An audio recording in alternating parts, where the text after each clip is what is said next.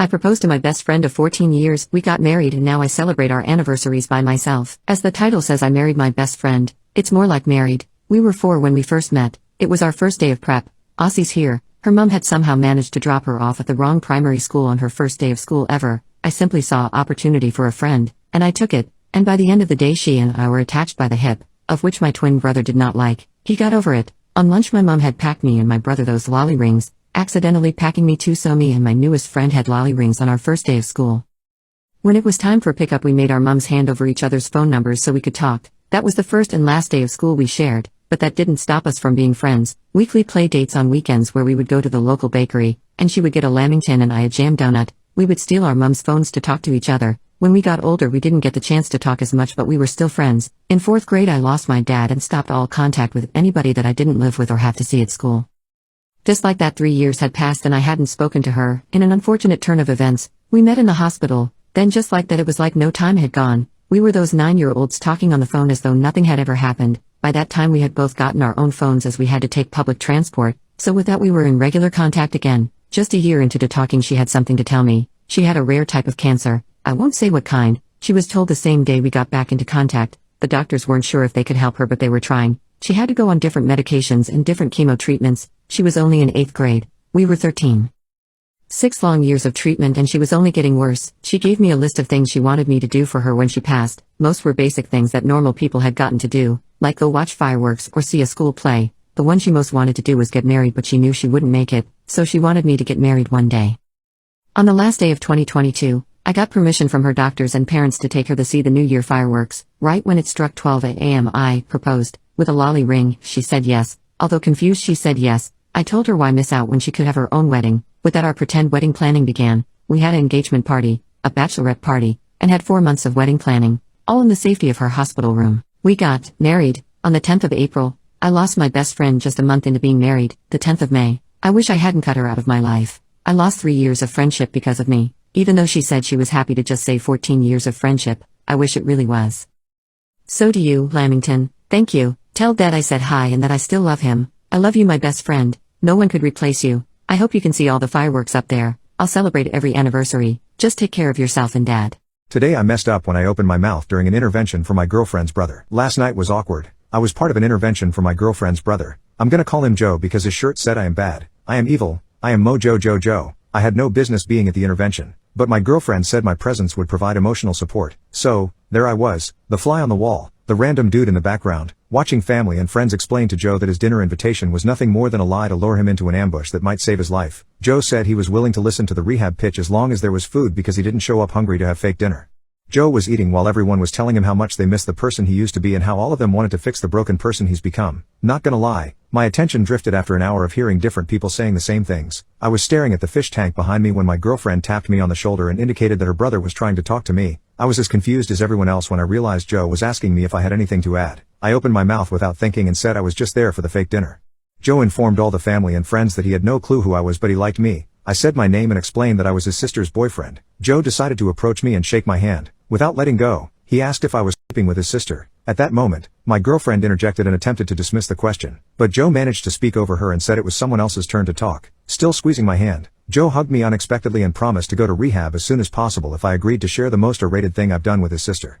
My girlfriend called her brother a bully and literally pulled me away from him. Joe tapped his watch and said I had less than 60 seconds to tell him something dirty because nothing else was going to convince him to get clean. The family and friends continued with the intervention as if I never got involved and Joe never interacted with me. Joe grabbed his hoodie and made it clear to everyone he was leaving. Joe's parents begged him not to go. It was an emotional plea, difficult to watch. I looked at my girlfriend, who was crying in my arms at that point, and asked should I. My girlfriend and I locked eyes. She understood the question and said no. I said we could tell him about the thing we did on my birthday. My girlfriend asked if I was talking about the messy thing. I said yes. My girlfriend covered her ears and said it was my call. I took a deep breath and yelled I peed on her. Everyone froze. My girlfriend got upset and said she thought I was going to tell her brother about the other messy thing. I asked what other messy thing. My girlfriend became even more upset and asked if I forgot about the night she peed me. I lowered my voice and said everyone was staring at us. Without making eye contact with anyone, my girlfriend practically ran to the bathroom and basically isolated herself for the rest of the evening. Joe said no pun intended, but if I wanted to escape too. The back door was open. It was the most embarrassing moment of my life so far, but something good did happen. Joe gave his phone and his car keys to his parents and agreed to let them drive him to rehab the following day, which is today. My girlfriend is no longer completely mad at me. She said her mom and dad might never look at us the same way again, but for now, they're too busy helping her brother to think about how their daughter and her new boyfriend behave in the bedroom. The end. Got sexually harassed at work. Now his daughter says I broke their family. So I 20 female just started at my new job in April. It's a pretty cool job and I loved it. I went through training for the first whole week and it went smooth. The people were super nice, but I was the only female. I wasn't too concerned, because I was in the military in a maintenance field, so I know how to hold my own and roll with jokes. My second week came around and this man, late 40s, came to me and took me under his wing. We will call him James, and I hit it off well. Apparently I went to high school with his 2 sons and my son is a month younger than his grandson.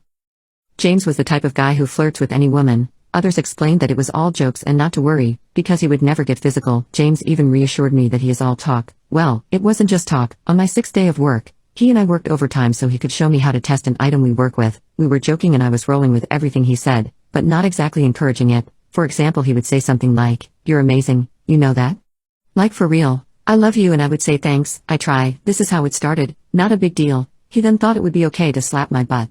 I have a bad history and it really affected me and I went to the bathroom and cried for about 10 minutes, and went home.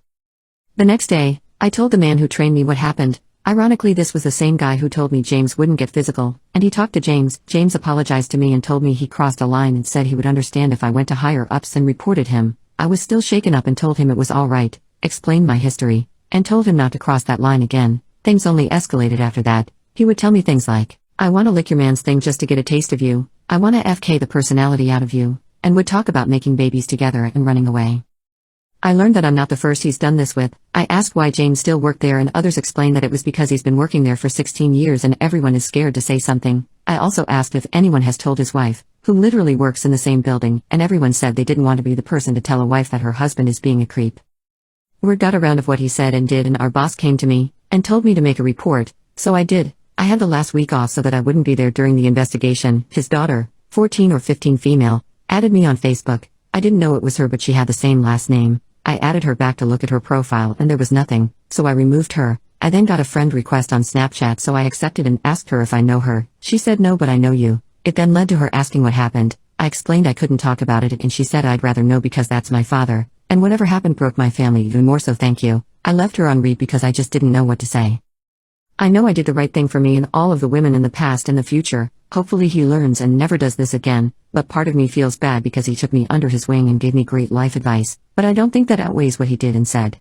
My boyfriend talked me into making love with his friends and I feel horrible about it. My boyfriend and I have been together for 9 months now. He's really fun to hang out with. We have lots in common with each other and treats me really well. I'll admit we have a kind of crazy intimate life and do a lot of play. Some of that play consisted of us pretending we were sleeping with other people. It's not really my thing, but he likes it sometimes and I told him as long as we keep it in the fantasy world it's fine with me. Anyway, after a couple months of him asking over and over again, I finally gave in and agreed to make love with his friends. He brought over 2 friends last weekend and he watched them do you know what with me. He's over the moon happy that I fulfilled one of his biggest fantasies, but now I'm a complete mess. I feel dumb for agreeing to something I didn't want to do. I feel guilty for actually enjoying some of it. I feel humiliated for the other parts. I can't even look his friends in the eyes now. He wanted to arrange a few more fantasy times with his friends during the Christmas break. I said no, but I'm worried it will keep coming up again. My head's such a jumble that I can't even figure out how to tell him how much it messed me up. He thinks I enjoyed it and keeps telling me how amazing the night was. How can I tell him we need to move our fantasies back to the fantasy world and get back to the way things were? Update. I thought I'd give an update while things are still fresh in my mind. I texted my boyfriend to come over to my place today so we could talk about what happened. He spent the whole day here and we talked for hours. My girlfriend spent last night with me at my place and offered to stick around if I needed her for support. I took her up on her offer. She mostly stayed in the other room, but just knowing she was there really helped. She's staying here tonight for me too.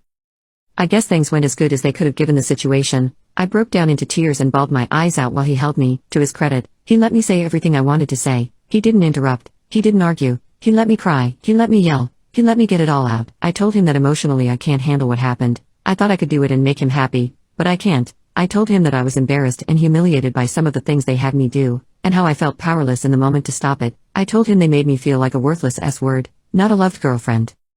I told him I'm scared that his friends will tell others what I did and how they look at me now. He said his friends don't think less of me. He said they wouldn't talk, but he'd speak with them and make sure. I hope he's right. I demanded that he delete all pictures and videos from that night. He agreed and deleted them in front of me. I don't think he would ever share them, but even if he didn't, if they were ever stolen or hacked, I'd be devastated if they showed up on the internet. He refused to let me take any blame for what happened that night. Because my denials weren't very forceful, he misinterpreted it as playful teasing. He said he should have known better and been completely sure over something so big.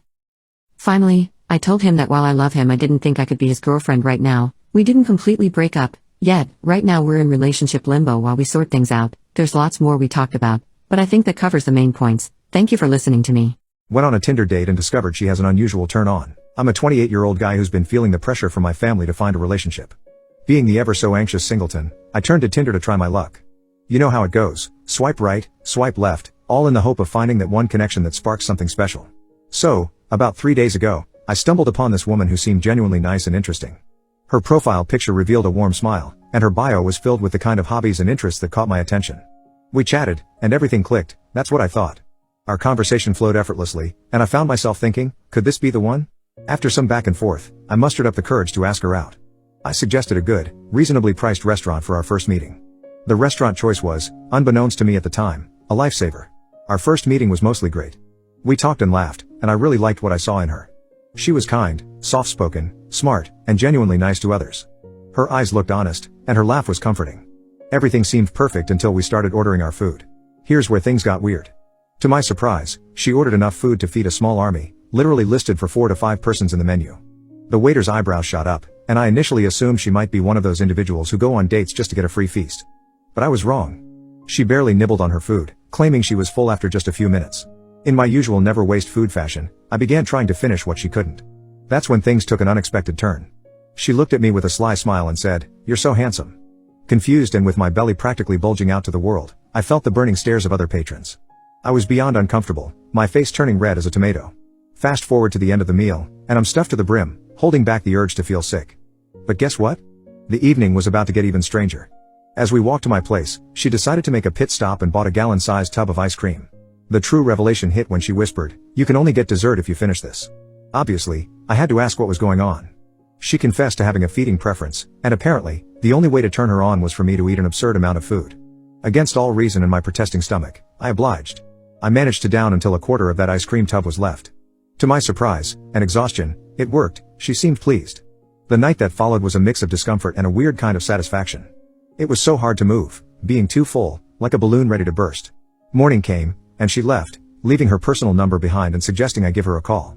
Now I'm thinking, should I reach out to her again? Is this feeding preference thing normal? She's seriously one of the nicest women I've met, and I can't decide if I should let this unconventional quirk stop me from seeing her again. It's a puzzle I'm yet to solve, and maybe, just maybe, it's worth exploring further. After all, they say love comes in many flavors. I lied about being pregnant and having a miscarriage to hurt my ex. My husband, John, of 2 years, together for 5, has been cheating on me with his female best friend, Lisa. After catching John in a series of lies, I decided to snoop around his phone. I know this is wrong, but the two of us had shared our phone passwords in the past, so I felt like I wasn't entirely breaching his privacy. Either way, I found intimate conversations between him and Lisa. To make matters even worse, John and I had recently started trying for kids after I got a new job, as we were finally in a good financial situation. So not only was he having unprotected intimacy with me several times a week, he was also doing it unprotected with another woman just as often. Lisa has an IUD, and I know they're not using protection based on their text. I secretly collected evidence of the affair for weeks and contacted a divorce lawyer. I started declining intimacy from my husband, claiming that I didn't feel up for it, as the thought of my husband having intimacy with another woman and me made me physically ill. I vomited several times from the imagery alone. I was able to keep myself together for weeks. However, I caved and ended up confronting the two of them while they were hooking up at Lisa's house. When they answered the door, they were clearly disheveled. I immediately started berating John, pushing my way into the house.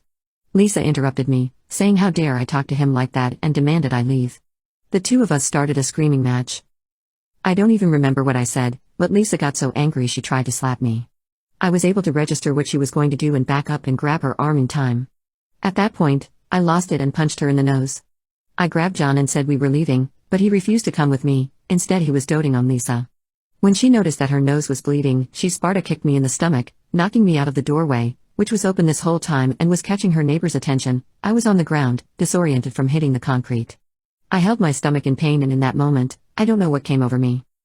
I burst into tears and screamed out, "I'm pregnant, you idiot." I'm not. All of our trying for a kid amounted to nothing, which I now see as a blessing. But I wanted to hurt them. Embarrass them. Ruin their lives. I ran to my car and stayed at a friend's place. John tried contacting me. He said he broke things off with Lisa and wanted another chance. He made the assumption that I was rejecting intimacy and that the few times I vomited was because of morning sickness. After several days of him desperately trying to contact me, I told him I had a miscarriage and the next time he hears from me will be through my lawyers. I have now blocked him. The affair and my miscarriage has spread around their friend circle and John and Lisa have been completely ostracized. Several of John's ex-friends have reached out to me offering their condolences. Even his family and my family have heard about it. I feel like crap for lying like this but don't know how to take it back.